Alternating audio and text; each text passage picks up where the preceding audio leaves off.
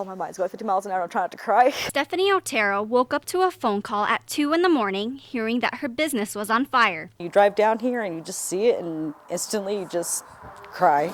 That's all you can do is just cry. She tells me the restaurant serves as her home away from home. You got 23 employees that you got to take care of, and it's been home to them too. And like I said, it just makes it hard to see it like this. And she tells me she already misses the customers. Build relationships with your customers. You're not going to see them every day again. And so that's the part that kills me more than anything. Wendell Rural Fire tells us they ruled the cause of the fire as undetermined. It's upsetting.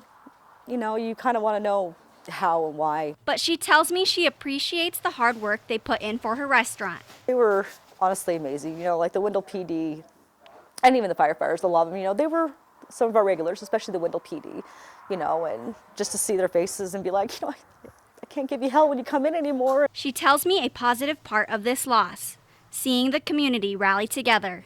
Honestly, they were here all the time. I mean, they proved it that way, but, it doesn't just affect us too, it affects them.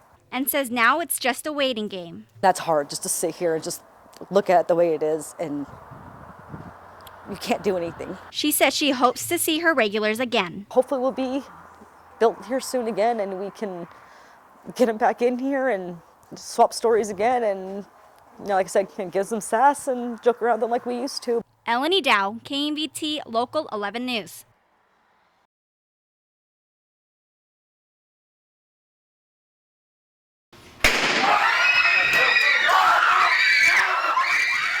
Evaluate the situation, what we're hearing, what we're seeing. You three, we stay.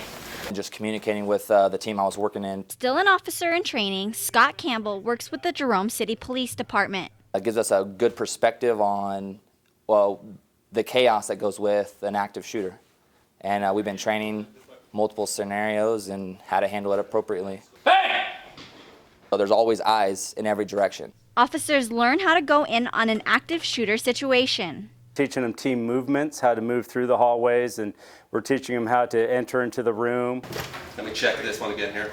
Idaho State Police Sergeant Keith Thompson teaches the curriculum in 2 days, normally learned in a week. Been following what we've been teaching them, and that's why we have scenarios. The parts they haven't been, it's a learning situation. No code reds, no code yellows. And Campbell tells me about the challenges of certain scenarios. There's multiple situations and there is no weapon present, or at least you don't see it. With shootings happening nationally, Thompson wants us to know agencies train more for these type of situations. There's faster response times that are coming around with a greater knowledge of what to do to address those horrible times when it does happen. Elenee Dao, KMVT Local 11 News.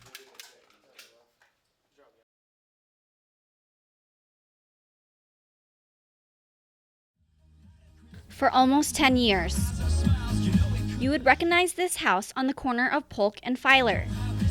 But this year, there was no show.